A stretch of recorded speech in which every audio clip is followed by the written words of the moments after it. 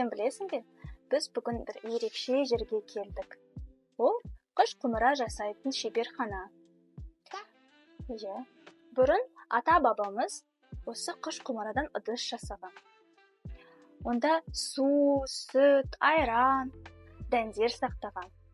Сонда олар бұзылмаған.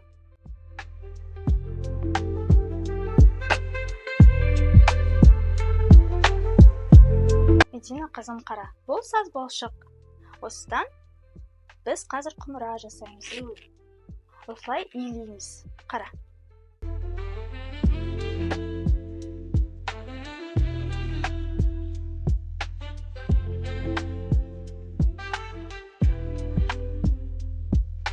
Медина, қазір біз құмыраның негізін жасаймыз.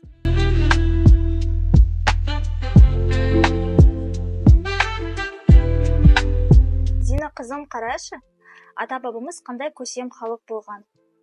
Құмыра жасау бұл қолдың ұсақ моторикасына қандай пайда тигізеді. Әдемі құмыра болып шықты. Енді осы құмыраға ою-өрнек жетіспей тұр.